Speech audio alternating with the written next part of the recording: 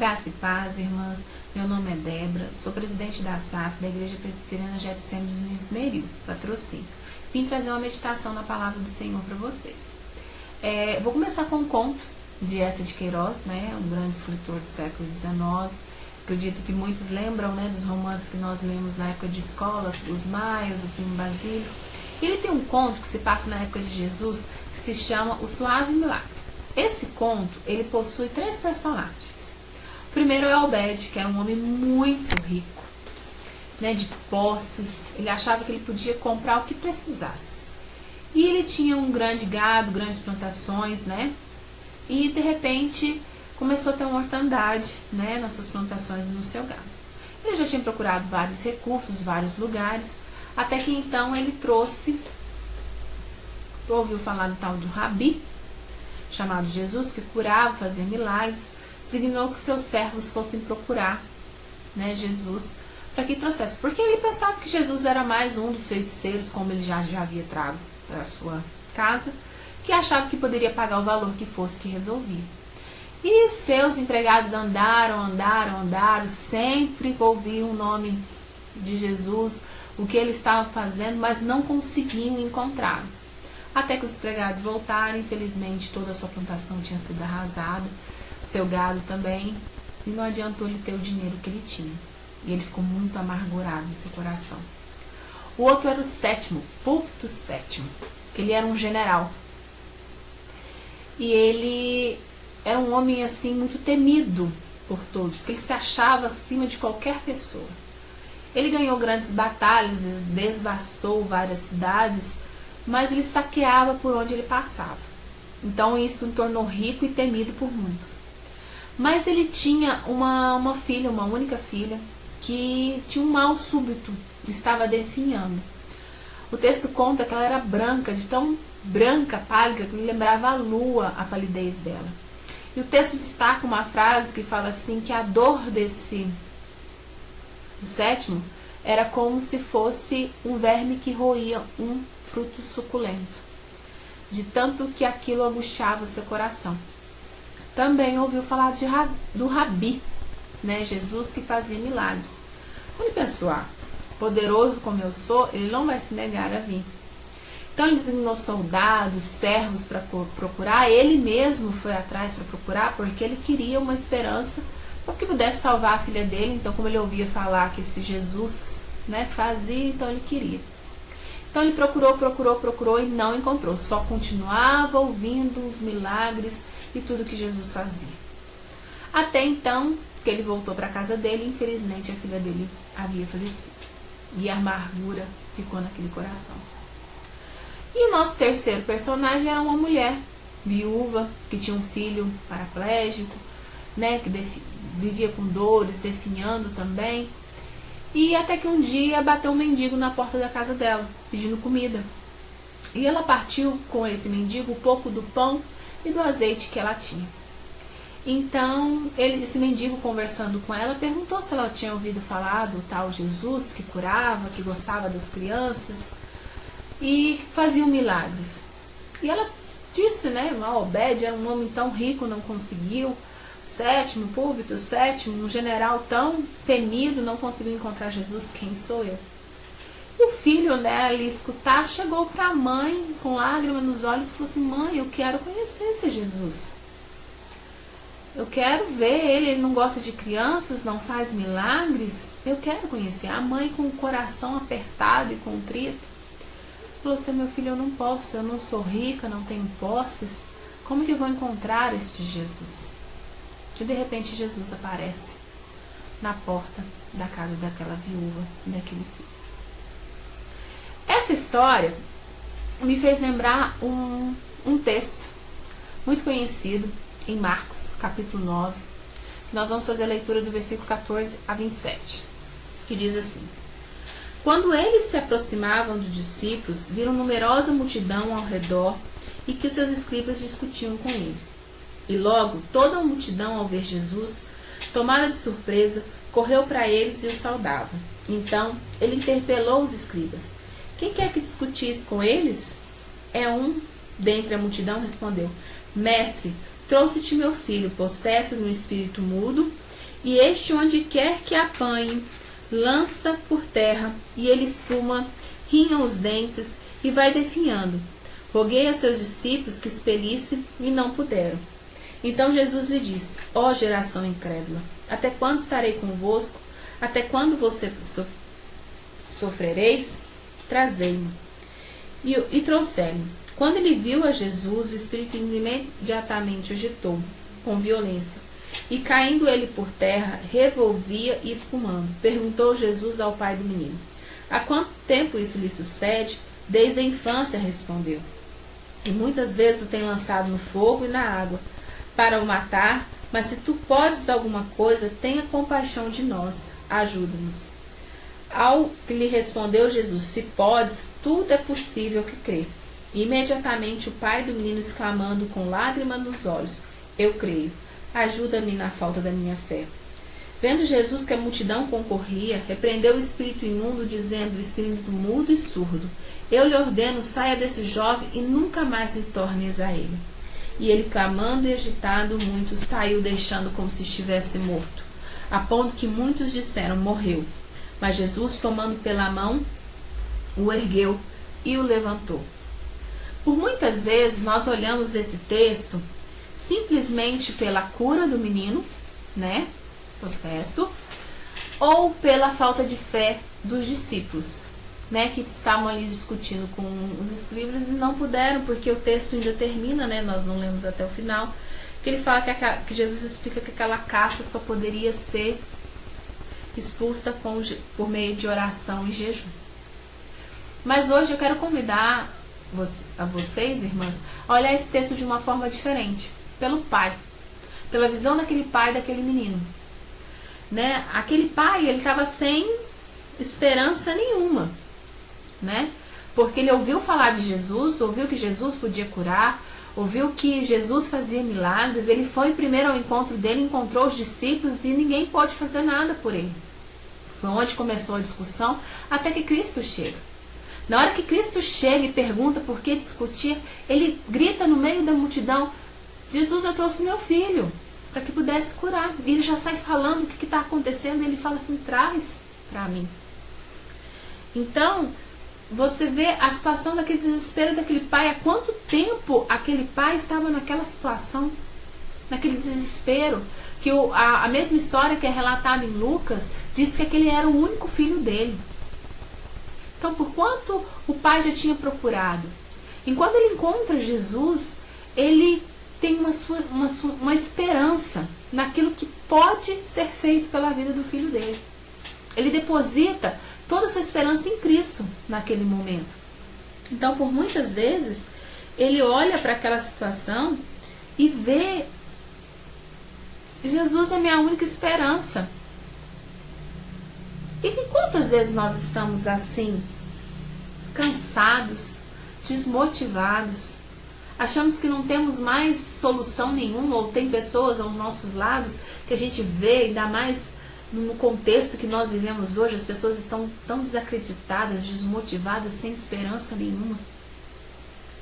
Nós conhecemos a Cristo, nós vemos Cristo, mas muitas vezes a gente ainda está assim, sem esperança. E às vezes a gente bate em portas que não precisamos bater. E esquecemos de procurar aquele único que pode nos trazer esperança, que pode renovar a minha vida. Então aquele pai estava totalmente desesperado. Mas Jesus, além de curar esse menino, como nós lemos no texto, ele trabalha na fé daquele homem, na fé daquele pai. Porque se nós formos olhar o versículo de 18, ele fala assim: roguei aos seus discípulos que expelissem, mas não puderam. Então, ele está desesperado. Ó, Jesus, o Senhor é a minha única esperança. Mas lá no versículo 19, já Jesus pega assim: ó, até quando sofrereis? Trazei-me, ó geração incrédula, trazei-nos a mim. E ele trouxe. No mesmo momento, o menino se manifestou novamente. Fico pensando no coração daquele pai. Ele estava procurando Jesus, Jesus é a sua esperança, E o menino se manifesta de novo. Quantas vezes já tinha acontecido aquilo? Quantas vezes ele rolava, rangia os dentes, lançava no fogo, como o pai próprio descreve no texto. Mas Jesus podia ter curado ele, já ter expulsado aqueles demônios, mas Jesus queria trabalhar na fé daquele homem. Aí Jesus pergunta ao pai, no versículo 21, há quanto tempo isso lhe sucede? Pai, conta para mim, há quanto tempo isso acontece? Muitas vezes a gente quer encontrar Jesus, a gente quer que a nossa esperança seja renovada, o nosso problema seja resolvido,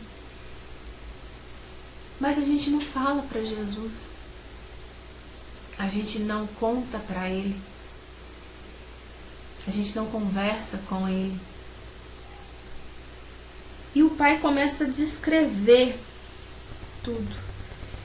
E o pai, naquele desespero, vendo o filho naquela situação, no versículo 22 ele fala, se tu podes alguma coisa, tenha compaixão de nós, ajuda-nos. Ele podia muito bem ter falado assim, ajuda meu filho. Ele se incluiu, tenha compaixão de nós. Ali a gente vê que a fé daquele homem está sendo trabalhada, está sendo confrontada. Quando Jesus se apresenta da forma, quando Jesus pergunta para ele o que aconteceu, quando Jesus está ali junto com ele, enquanto Jesus já podia ter curado o filho dele. Mas Jesus está interessado em trabalhar na vida daquele homem. E ele perguntou, e Jesus responde, se tu podes, tudo é possível ao que crer. Jesus fala para aquele pai que para que o filho desse fosse curado, ele tinha que crer. E no versículo abaixo já fala assim, o pai responde, né? Com lágrimas eu creio, ajuda a minha falta de fé.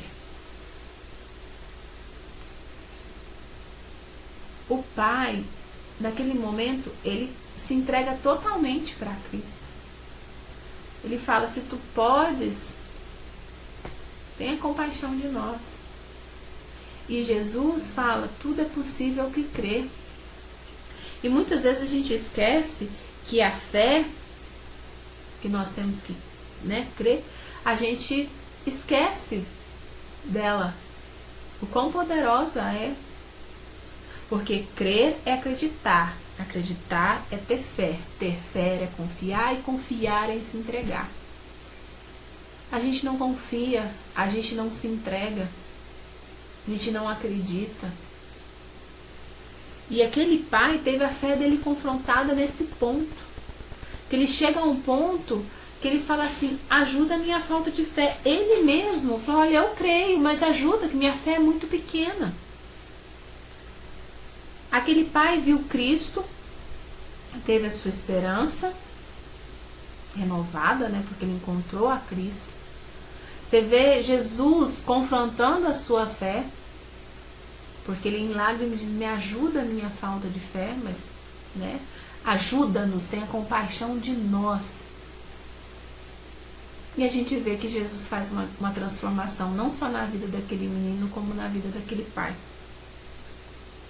Porque no versículo 24, nós vemos, que ele põe, ajuda na minha falta de fé. Ele foi sincero. Ele acreditava naquilo que Jesus podia fazer por ele. Aquilo gerou uma entrega de coração daquele homem. Por muitas vezes, nós não nos entregamos diante de Deus. Lá em Mateus, quer dizer, em 17:20, fala que se a gente tiver a fé do tamanho de um grão de mostarda, nós podemos mover montanhas. Uma vez eu tive um professor que trouxe um grão, para mostrar pra gente como é que é o tamanho do grão de mostarda. A gente se sente tão insignificante, porque a nossa fé não chega nem àquele tamanho, em muitas circunstâncias. Jesus viu a sinceridade no coração daquele pai. Aquele pai se entregou totalmente. Então nós vemos que no versículo 25, Jesus ordenou, curou para que aquele jovem fosse curado. Mas aí nós temos mais uma situação.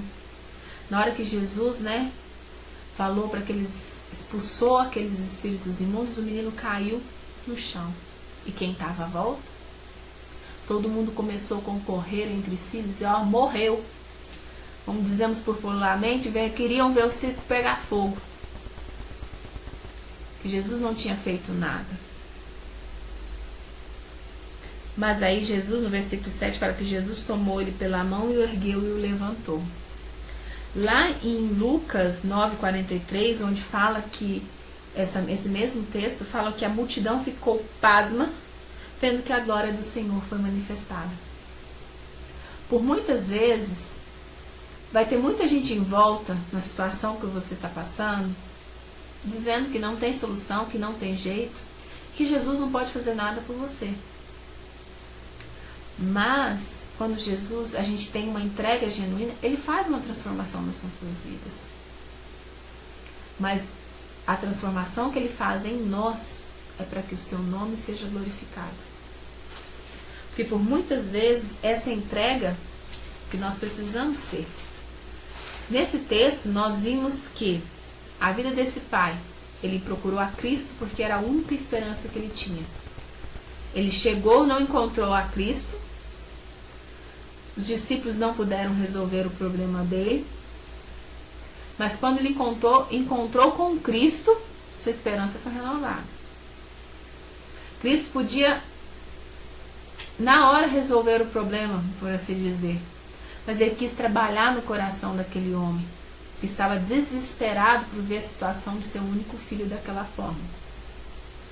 E Jesus trabalhou naquele coração, porque Jesus conversou com ele, perguntou qual é a causa, o que tem ocorrido. Depois ele pede para que tenha compaixão dele, não só do filho, mas dele também. Ele diz, tudo é possível ao que crê. Então ele tinha que crer, ninguém poderia crer por ele. E a fé daquele homem estava sendo confrontada até que ele se entrega. Eu creio, mas me ajuda na minha falta de fé. Minha fé é muito pequena. E Jesus transforma aquele coração. Imagina como aquele pai voltou para casa vendo seu filho curado e a sua fé transformada. E muitos às suas voltas não acreditaram, mas a glória do Senhor foi manifestada naquele lugar, porque ficaram pasmos com aquilo que aconteceu. E por muitas vezes na nossa vida é dessa forma. No texto que eu contei, no conto, que eu falei antes, mostraram 3 pessoas que tinham amargura no seu coração, não se entregaram completamente a Cristo, não tinha a compaixão de se entregar, a compaixão de se deleitar em Cristo. Paulo deixa bem claro para nós que nós somos salvos pela graça e misericórdia do Senhor. Simplesmente para a honra e glória dele. Nós vivemos para a honra e glória dele. Naquele conto nós tínhamos 3 pessoas. Um que se achava que podia comprar tudo. O outro que se achava poderoso acima de tudo. E uma viúva. E um filho que tinha um coração quebrantado. E esse texto mostra que esse pai teve um encontro com Cristo, onde sua esperança foi renovada, sua fé foi confrontada. Deus trabalhou naquele coração, gerou transformação naquela vida, não só na cura do filho, mas sobretudo para que o nome dele fosse glorificado. É isso que Jesus tem feito nas nossas vidas. Nós passamos por várias situações nas nossas caminhadas, mas o Senhor quer gerar em nosso coração a transformação de vida, para que o nome dele seja glorificado. E por muitas vezes nós vamos precisar renovar as nossas esperanças em Cristo, nós vamos precisar deleitar com ele, conversar com ele, se derramar diante dele, para que ele possa fazer uma transformação no nosso coração, uma renovação na nossa fé, na qual a gente possa se entregar para que o nome dele seja glorificado. Não importa qual é a circunstância que está à nossa volta. Não importa o que dizem ao nosso redor. A nossa confiança E a nossa esperança tem que estar em Cristo Jesus. Então eu quero deixar para as irmãs hoje essa meditação na palavra do Senhor. Que nós possamos a cada dia sair transformados e renovados na presença do Senhor, para que o nome dele seja glorificado aonde a gente estiver. Fique com Deus, um abraço, tchau.